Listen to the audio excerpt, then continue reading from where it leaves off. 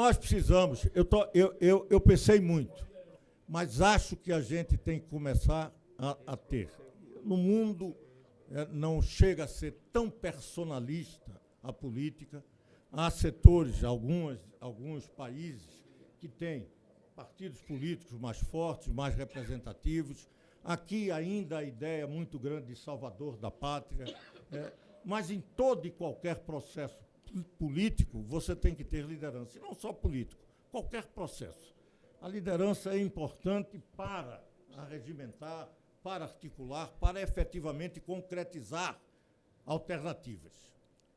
O Roda Democrático, toda a articulação do chamado Centro em 2018, não encontrou um candidato que significasse isso. Uma liderança que atraísse e que começasse a juntar no processo. A dispersão foi geral e ficou fácil, evidentemente, para a articulação. E com uma característica que eu acho que a gente está muito consciente já. Né? Eu já fiz muita campanha e me lembro que,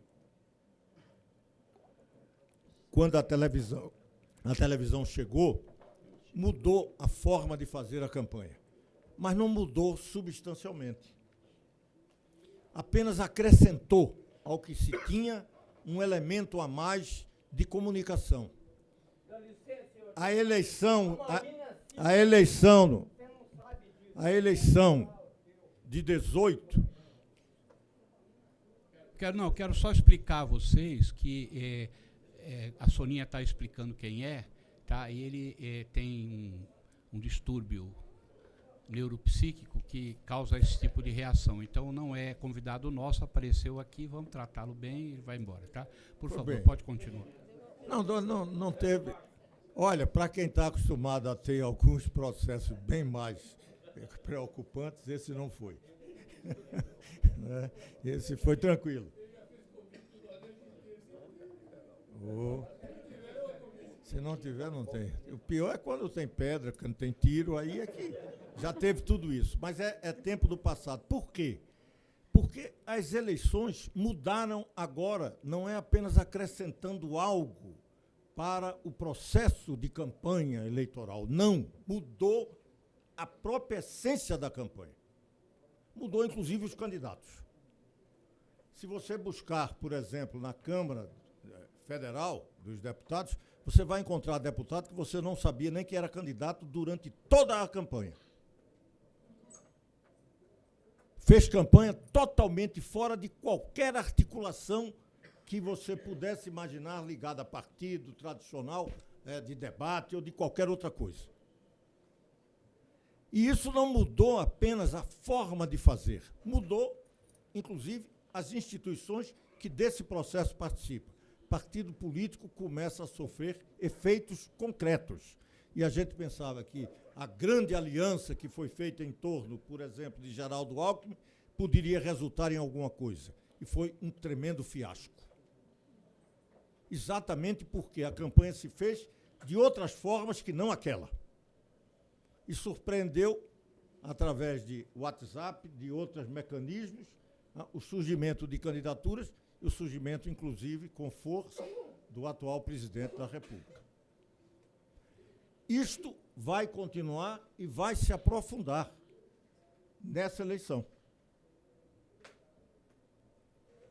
E nós precisamos ter a consciência desse processo, de como, desde agora, tentar ter maior eficácia neste processo, articulando essas forças democráticas, e isso, aí é que eu quero trazer, e acho que o ambiente que nós estamos aqui é para esse tipo de abertura, sem ter receio de estarmos aqui antecipando algo que constrange, que é preocupante, que não deve. Nós precisamos já começar, e cada força política comece a ter quem é aquele que pode representar a liderança para este processo. Não temos que ficar com melindre de não poder falar em quem será ou quem pode vir a ser liderança que articule essas forças políticas. Não temos que esperar como se isso viesse como um corolário. Nós precisamos, talvez, iniciar o processo dizendo: precisamos indicar quem são os candidatos e vamos ver quem desses tem a capacidade de articular maior força política dentre as forças democráticas. Discutindo, inclusive, programa, tipo de intervenção, mas isso num processo de construção. E não imaginando que isso surja, né, por algo espontâneo. A impressão de que eu tive em 2018 é que esperávamos que isto acontecesse. E não aconteceu. 2020 pode começar a ser um momento em que essas coisas comecem a se afirmar na campanha. Cada partido indicando um provável líder da sua articulação para juntar as forças democráticas. Não ter receio, por exemplo, até porque precisamos ter clareza, o Brasil está num processo de retrocesso grave. São alguns dados. Do ponto de vista educacional, o Brasil parou em 2009. Os últimos dados aí indicados. E regrediu em alguns aspectos. Pouco avançou. E isso é muito grave, porque o mundo está num processo acelerado de ingressar nessa nova sociedade da inteligência artificial. E nós estamos na inteligência atrasada, retrógrada, obscurantista. Não temos uma força política, até porque 13 anos do PT, e esta é a grande fraude, o Brasil não mudou nada a sua realidade, ao contrário. Em alguns momentos, do ponto de vista da economia, concentrou renda, aumentou a desigualdade, não mudou coisíssima alguma. Do ponto de vista cultural, é evidente, não é nenhuma obscenidade. Tinha clareza, mas se perdeu em aparelhismos, em disputas de movimentos culturais. E o Brasil não teve aquilo que sempre caracterizou a esquerda em qualquer lugar do mundo. E aqui no Brasil, quando tivemos governo do Movimento de Cultura Popular em Arraiz, quando teve do governo Juscelino a UNE, o seu movimento de cultura, o Brasil, com a esquerda, sempre teve projeção do ponto de vista cultural.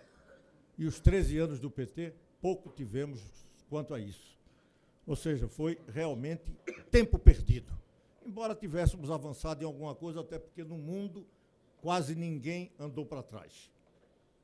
Quase todos os países se aproveitaram de um grande momento a partir da China se integrando na economia internacional. Só que estamos no limiar de uma grande revolução disruptiva, de uma nova sociedade, e o Brasil não está preparado. E essa força política democrática que tem que apresentar alternativa tem que ser contemporânea desse futuro. Que 2020 ajude a gente a começar a construir. Eu quero dizer a vocês que Cidadania e IPV já tem que ter como compromisso, saindo daqui, de iniciar diálogo permanente nesse processo de 2020.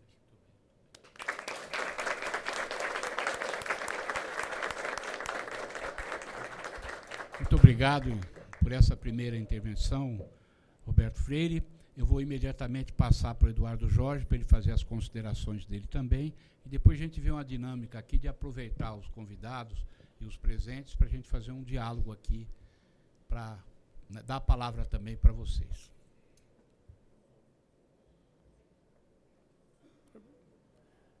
Boa noite. Bom, a Soninha já disse aqui que eu sou arroz de festa aqui, porque eu já estava aqui quinta-feira, estou aqui de novo. E, na verdade, o nosso grande convidado é o Roberto. E a gente vai ter que aproveitar bastante essa disponibilidade dele, essa generosidade dele de vir aqui conversar conosco. Eu vou falar um pouco, né, e promessa de campanha, né? Depois que pega o microfone não quer parar. Bom, mas eu vou tentar falar um pouco para poder a gente voltar a ter chance de questionar o Roberto, perguntar ao Roberto, criticá-lo, etc. É claro que nós estamos na mesa representando dois partidos tão importantes, a Cidadania e o Partido Verde, com seus dirigentes municipais. E aqui eu estava perguntando aqui uma coisa indiscreta a idade do Roberto Freire, né? Porque eu e o Nataline, quando o Roberto já tinha muita experiência, eu e o Nataline estava entrando no movimento aquele que ele falou de 68. A gente tinha 16, 17, 18, e o homem já era um prócer do PCB. Já era pai de família. É. Então, mas de todo jeito, vocês têm aqui um pouco da história política recente na esquerda no Brasil. Três variantes. A matriz, que era o PCB, o PCdoB, que foi uma dissidência deles em 62, e eu, que era do PCBR, que foi uma dissidência desse movimento de 68. Então, PCB, PCdoB, PCBR, então isso é tudo história, né, do século passado. Que, aliás, essa reunião aqui, Roberto, é uma reunião que tem bastante gente do século passado. Eu estou vendo aqui o comecinho aqui. Ó, pois é, então é uma conversa que para nós do século passado, que não é o caso da Soninha. A Soninha já pegou no fim do século passado, né? Ela é a representante da juventude aqui conosco. Então é uma conversa que a gente tem que ter com bastante calma, porque a gente já viu muita coisa. Eu queria fazer 3 comentários, Nataline, para depois a gente retornar ao Roberto. O primeiro deles é em relação à conjuntura. Quando a gente fala de conjuntura num mundo tão pequeno como o nosso, que o nosso mundo ficou muito pequeno. Na nossa época, lá de 58, 60, o mundo era grande para burro, né? Agora o mundo é pequeno, cada vez menor. Então a gente tem que, qualquer discussão de conjuntura, seja essa conjuntura de 2020 a 2022, ter uma noção como é que está a situação no nosso pequeno planetinha azul.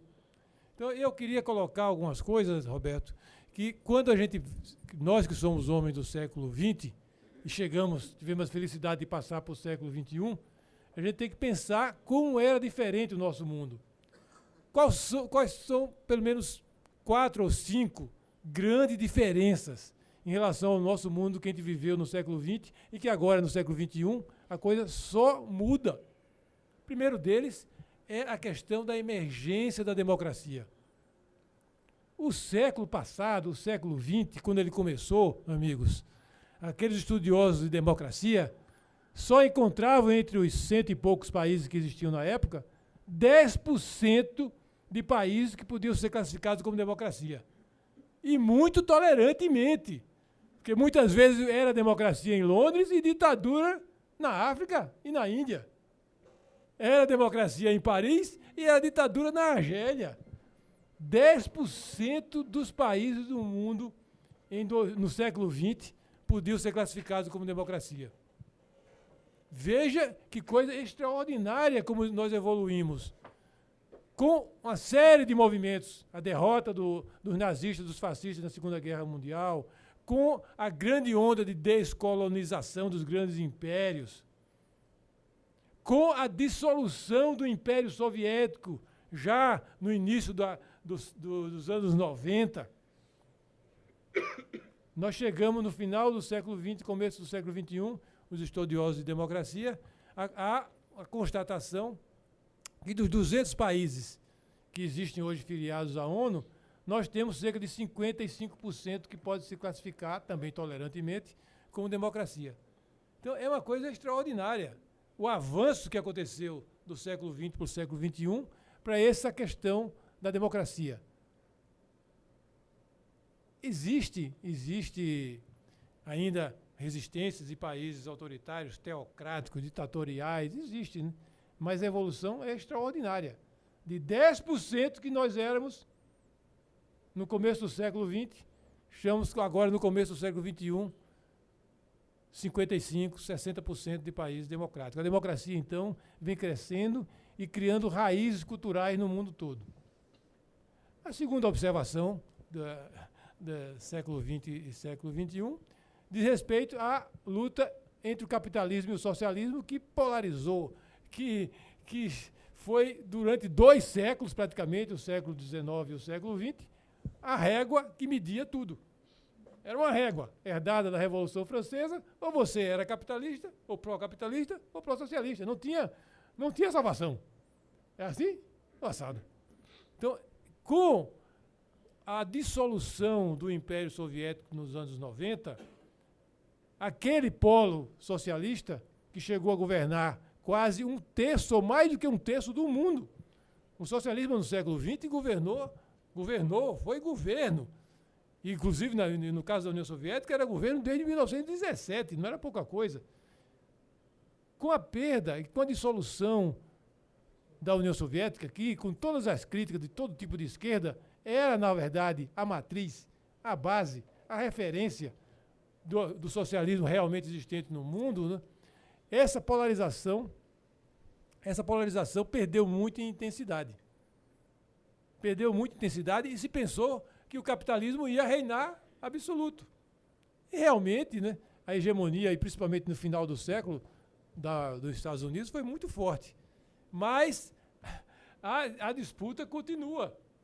Continua havendo discussão, continua havendo diferenças entre capital e trabalho. Não é no mesmo patamar que existia no século XIX e no século XX, mas essa disputa continua com outras características. Mas não existe mais, porque a própria China, que herdou uma possível hegemonia perdida pela União Soviética, não se dispõe a fazer o papel da antiga União Soviética de liderança específica do campo socialista. Ela faz um outro tipo de disputa. A China é um outro tipo de enigma, de esfinge, que é difícil de você traduzir e saber o que é que vai sair de lá. A China, quando o Império Romano se dissolveu, ela é contemporânea do Império Romano, foi adiante, sobreviveu e chegou até agora. Teve uma crise terrível por causa do imperialismo colonialista no final do século XIX, mas com a Revolução, primeiro de Sun Yat-sen, com a República, e depois com a Revolução Comunista comandada por Mao Tse-tung, ela vem reemergindo e se reerguendo. Bom, mas isso é outros 500. Nós vamos ter que ver como é que nós vamos decifrar essa esfinge.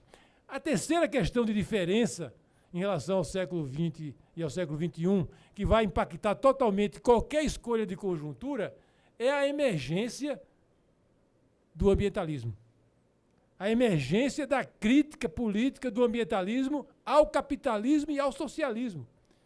O ambientalismo político surgiu como um dos produtos dessa rebelião juvenil de 1968, que foi, como disse o Roberto, da China ao México, dos Estados Unidos à França, do Brasil a países do Sudeste Asiático. Um dos outros frutos importantíssimos foi a questão da libertação da mulher. Não vai nem dar tempo de falar agora, nem eu quero falar agora, mas a libertação de metade da humanidade muda completamente a conjuntura. Muda completamente a conjuntura. Mas não é nesse ponto que eu quero falar do ambientalismo e da política ambiental. A política ambiental, surgindo com força e expressão política nos anos 60, depois 70, muda completamente o jogo. Porque tanto o socialismo como o capitalismo, que brigavam pelos corações e mentes e pelo poder em todo o mundo no século passado, eles eram, todos dois, socialismo e capitalismo, completamente ignorantes em relação à finitude dos recursos naturais. Não tinha diferença. Não tinha diferença no comportamento de quem chegar primeiro, de quem pegar primeiro os recursos naturais, de como o socialismo funcionava e de como o capitalismo funcionava. É irmãos siameses nessa questão. O ambientalismo político veio com essa novidade política muito importante e absoluta, que muda tudo, com a novidade: os recursos são finitos. E que, se não planejar, vão faltar. Vão faltar principalmente para gerações futuras. Porque muita gente pensa que não haverá amanhã. Vai ter amanhã, né? Vai ter filho, vai ter neto, vai ter bisneto. Então essa é uma questão fundamental, que praticamente não existia no século XX. Socialistas e capitalistas, partidos comunistas, partidos liberais, ignoravam. E por ignorar, inclusive, agora que nós incorporamos essa política ambientalista como uma questão central, é muito importante que a gente não tenha uma postura acusatória. apontar o dedo para o passado e para os velhos, como nós velhos, né? Porque nós usávamos, por exemplo, os combustíveis fósseis como nós usamos, de forma completamente... nós amávamos o combustível fóssil, porque o combustível fóssil foi a alavanca que mudou o mundo, que mudou de posição completamente o socialismo e o capitalismo. Não existia socialismo nem capitalismo no século XIX e no século XX sem o combustível fóssil. O carvão e depois, principalmente, o petróleo, muito mais móvel, muito mais portátil, né? Isso coisa bom. Nós não sabíamos que isso ia liberar, porque esses eram dados científicos que, embora no começo do século alguns estudiosos e cientistas já vinham pesquisando, mas essa história de que isso aí estava mudando a nossa atmosfera e estava ameaçando a vida na Terra, só apareceu como fato científico realmente conhecido no finalzinho do século.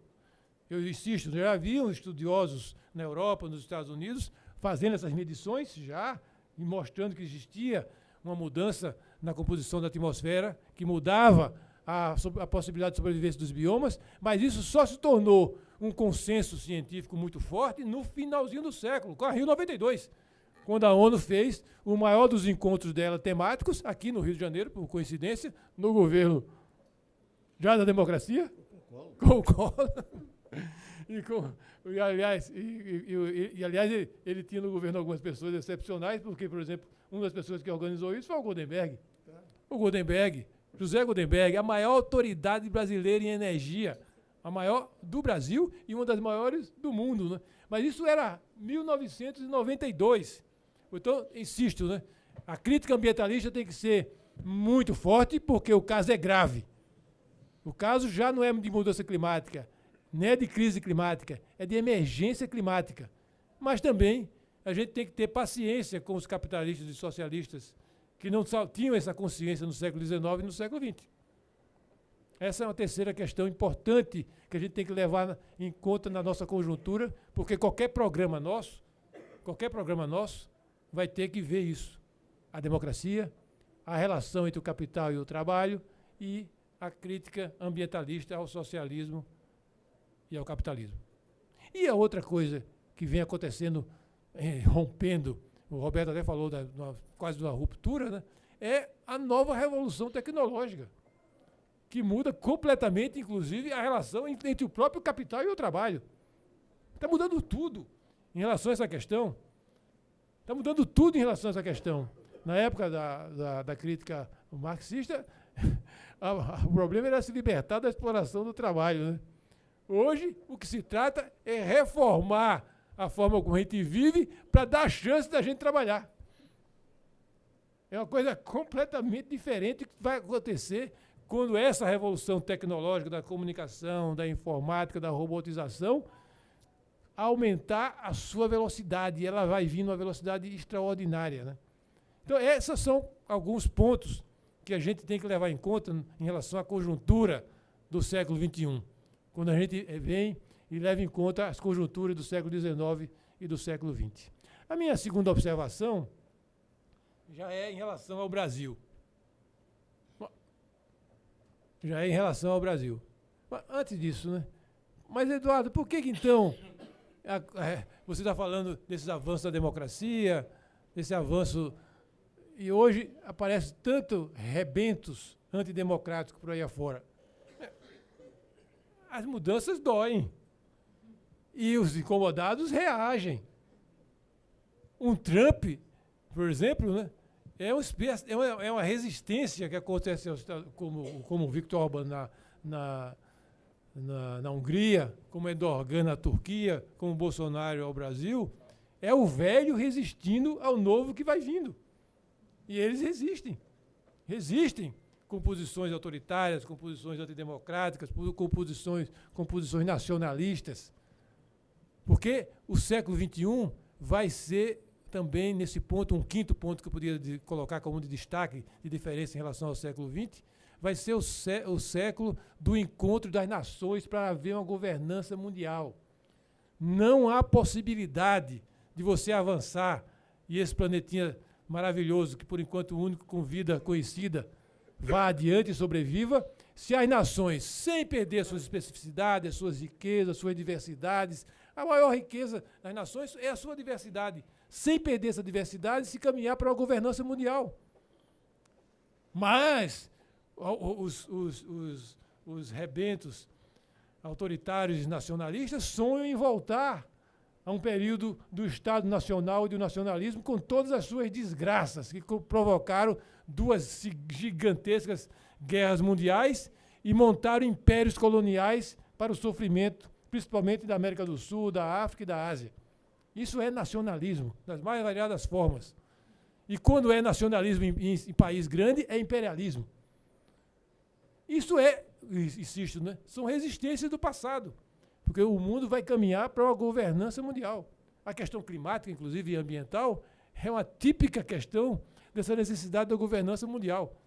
O clima não obedece à fronteira do Brasil com o Paraguai, nem do Paraguai com a Bolívia, nem da Bolívia com o Chile, nem do Chile com o Oceano Pacífico. Então, ou há uma governança mundial construída de uma forma a respeitar os países e as suas características, ou nós não teremos futuro. Esse rebrote, esse surto de nacionalismo é coisa do passado, resistindo ao futuro que está vindo. Mas então, voltando, chegando no Brasil, e a conjuntura de 2020 e 2022. Eu estava conversando com o Mir, cadê ele? Ali. E em 2017, a gente se encontrou, Roberto, aqui na Paulista, e eu já tinha uma tese, que não vamos repetir aqui, as coisas, os governos democráticos, todos eles, depois da ditadura, trouxeram coisas, como o Roberto falou, que foram benefícios para o país. A democracia é sempre boa, sempre melhora, né? E o governo do PSDB, o governo do PT também tem. Mas também tiveram isso. Mas não trata-se disso. Mas naquela ocasião, em 2017, né, a minha posição, por causa do desmantelo que foi, do ponto de vista político, os 4 mandatos que o Partido dos Trabalhadores conseguiu no voto popular aqui no Brasil, em 2017 eu já tinha a posição que o Lula e o Bolsonaro eram farinha do mesmo saco, e um desejando o outro. E inclusive, um sendo pai do outro. E o pai é o Lula. E o Bolsonaro é filho. É o filho 00, que tem o 01, 02, o 00. E já lá naquela ocasião eu conversava com ele dizendo, olha, qual é a estratégia de um partido de esquerda que vive com um prurido revolucionário permanente? Quando é que vai ser a revolução? Quando é que vai ser a revolução? Porque é um partido do século XX total, com algumas características do 19 também. Qual era a ideia? Qual era a ideia? Qual era a tática? Qual era a estratégia para reverter todo aquele processo do impeachment, das acusações, dos processos a que o partido estava submetido? E não é brincadeira, né? Um partido que eu era do Partido dos Trabalhadores nessa época, recebe uma pancada, como aquele caso do Mensalão em 2008, acho, né? 2008, 2007, 2008, 2005, não sei, mas as condenações foram em 2008, por aí, né? O processo começou aquele processo, e no almanaque, porque um partido autoritário formado no catecismo do marxismo-leninismo, do qual o Roberto também já foi um fiel, todos nós, né? Então é igual ao exército, tem um almanaque. Tem um almanaque. O que acontece? O almanaque do exército, né? Aquela ordem de quem vai ser general. E veja, né? O que aconteceu em relação a esses anos? O PT foi pego e foi mandado para a cadeia o 02, o 04, o 05 e o 06 no caso do Mensalão. E o 03, que eu pulei, foi depois por causa do caso do Caseiro. Como é que o Partido dos Trabalhadores superou isso? Ganhando a eleição em 2008. Ganhando a eleição depois em 2012. Então se configurou dentro do partido, né, uma convicção seguinte: qualquer coisa errada que eu faça, eu sou anistiado pela eleição.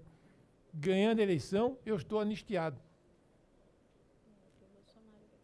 E aí começou o processo que não podia mais perder a eleição.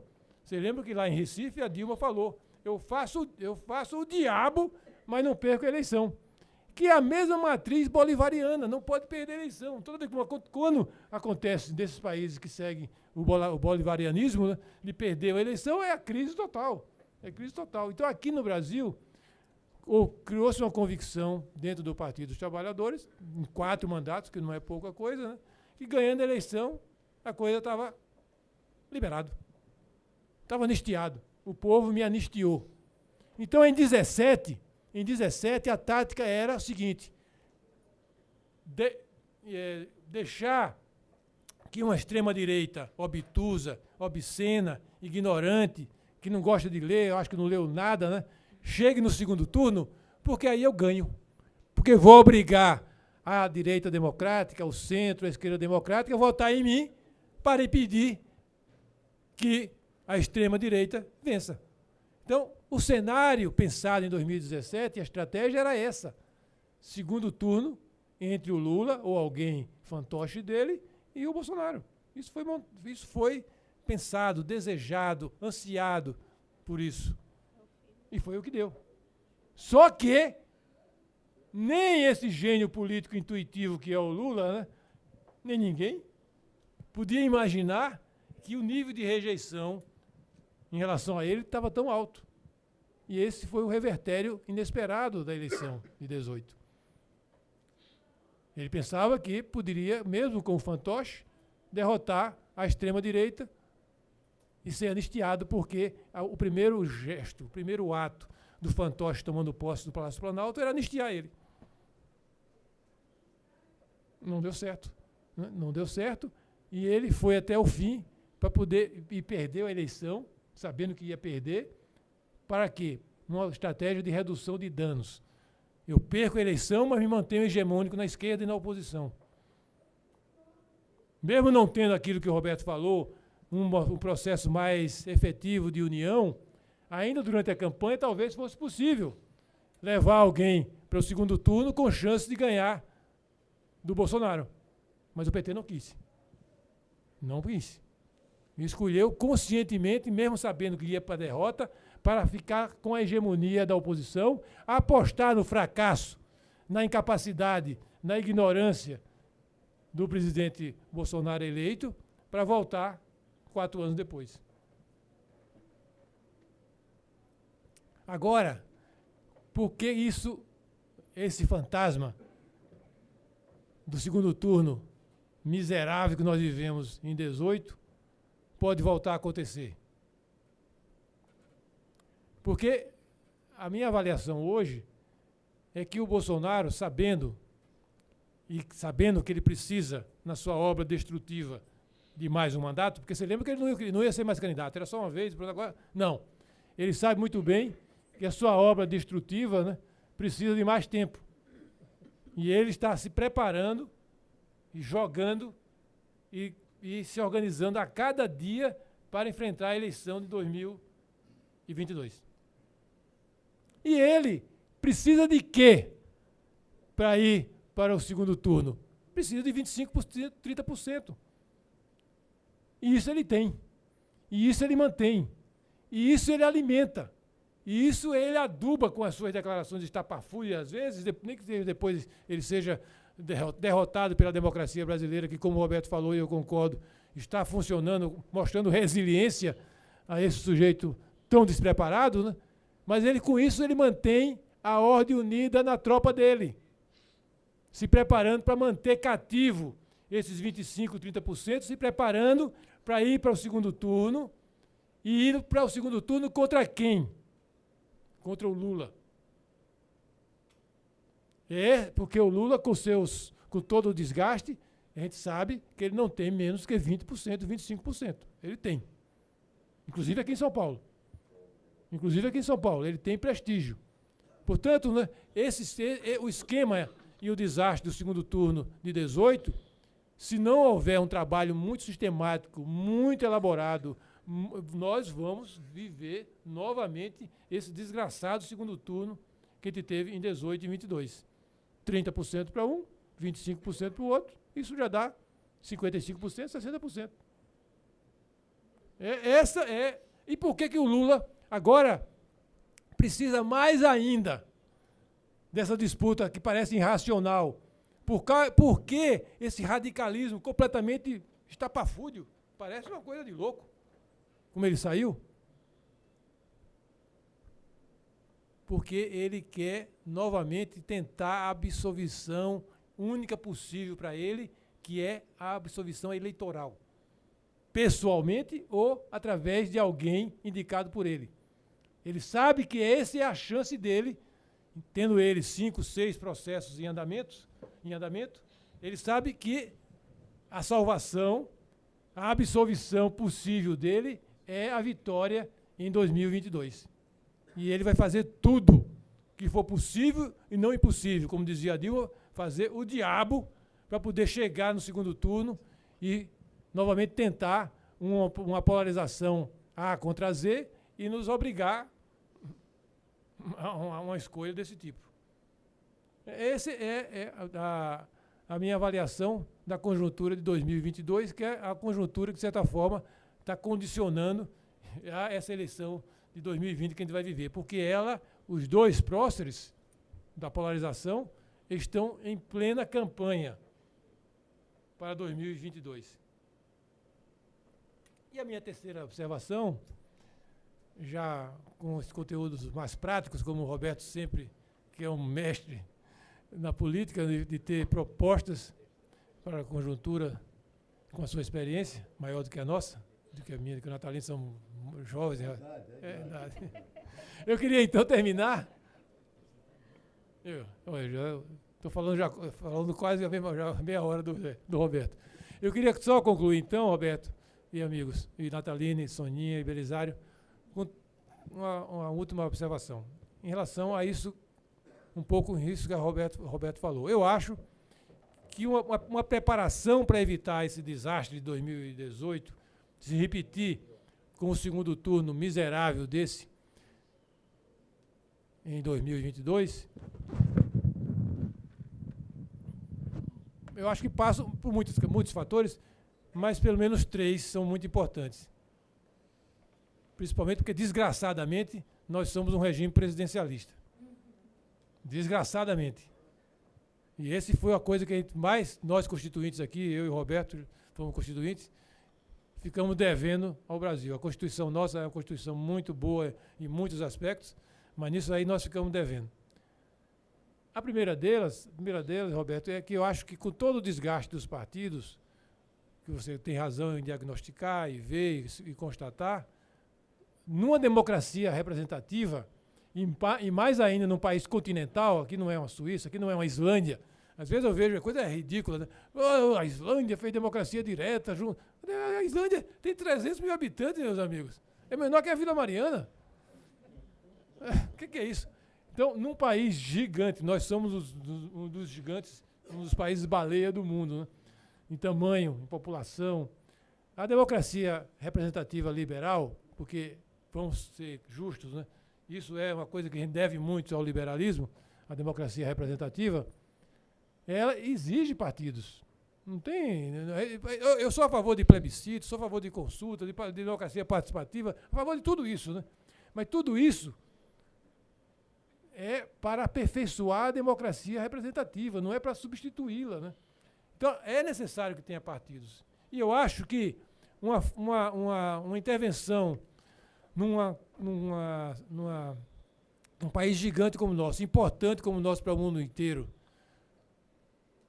qualquer proposta tem que ter um mínimo de força política organizada e partidária.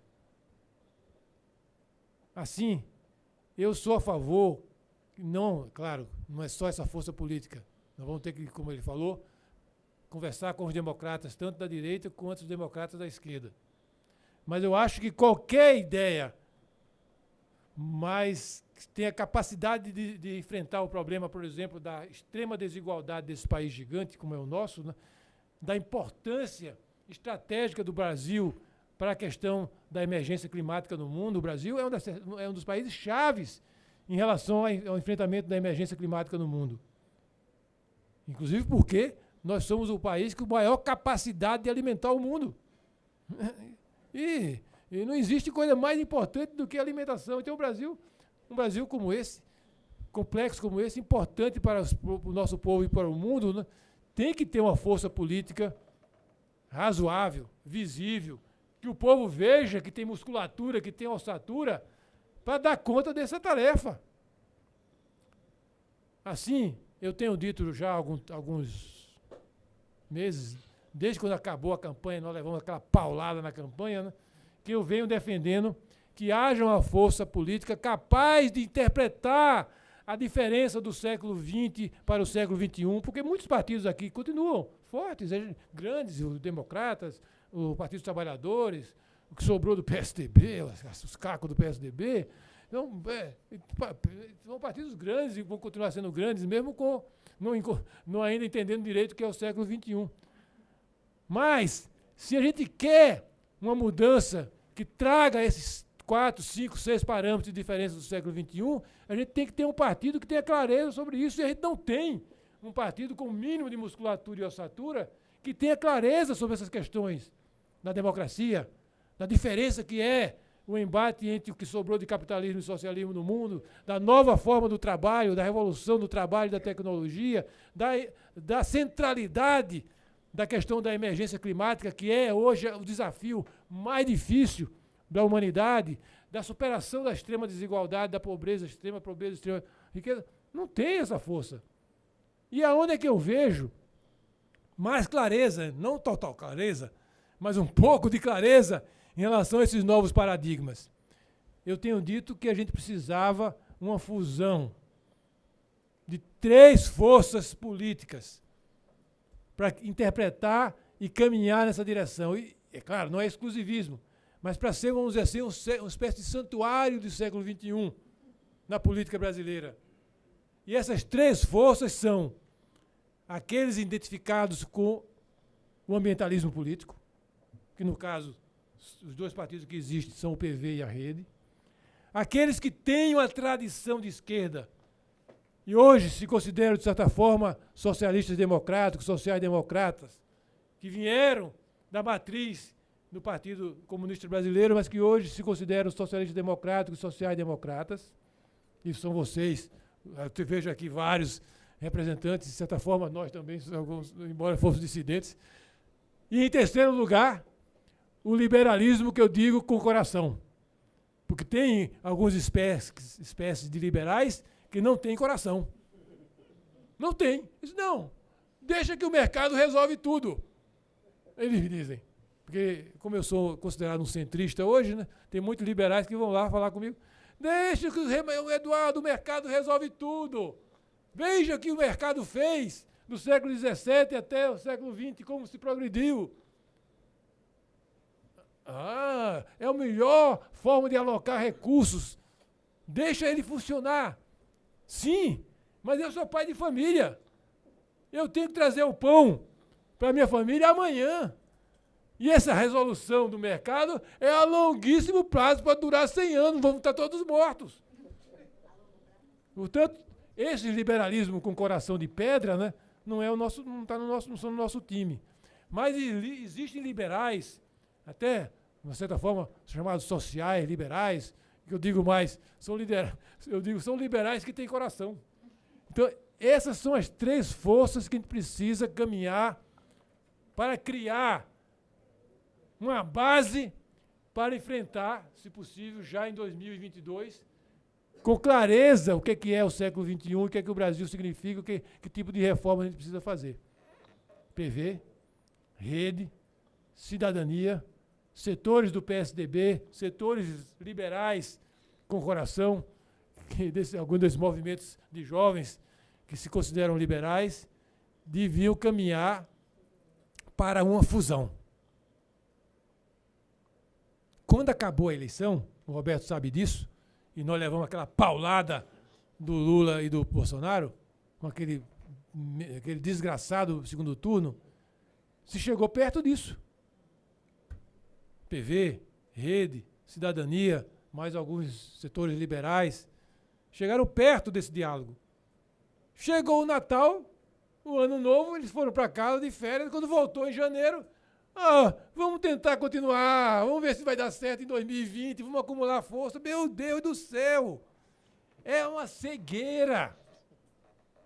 É uma cegueira que essas forças ambientalistas, sociais-democratas, socialistas que aceitaram o batismo da democracia e os liberais com coração humano não estejam juntos numa força partidária, numa federação.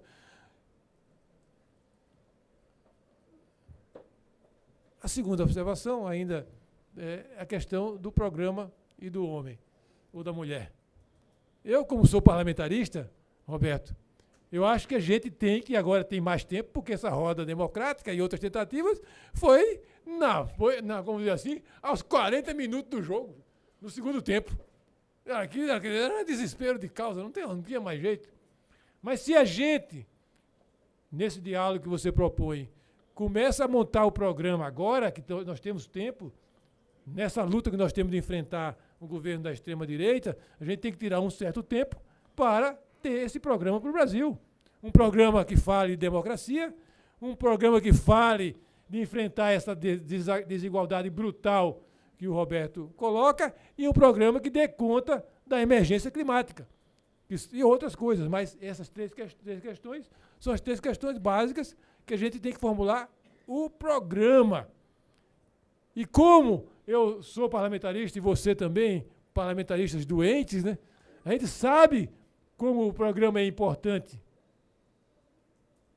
Daí é que vem o terceiro elemento, que é ter o homem ou a mulher que vai liderar esse processo. Não o inverso, eu acho, Roberto.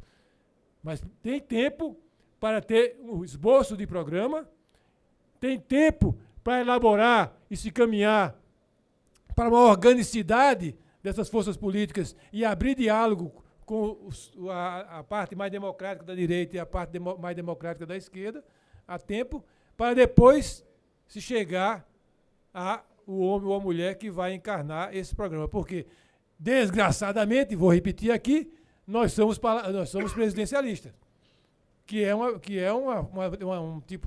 forma democrática, não há dúvida. O presidencialismo é uma forma democrática que foi inventada pelos americanos, porque quando se viram sem rei, inventaram esse negócio de eleger um reizinho de 4 em 4 anos, que é o presidente. Mas o parlamentarismo é uma forma muito mais avançada, muito mais racional de democracia. Então, mas a gente não tem. E não adianta. Se eu vou jogar futebol, a regra do jogo diz que tem impedimento. Não adianta eu ficar bravo. Tem que aceitar a lei de impedimento. E a lei, por enquanto, é presidencialista, e o Roberto tem razão, que vamos ter que achar alguém, homem ou mulher, que encarne esse programa. Eu só inverteria, vamos dizer assim, a ordem. O instrumento político, que na democracia representativa liberal é o partido, o programa e a candidatura.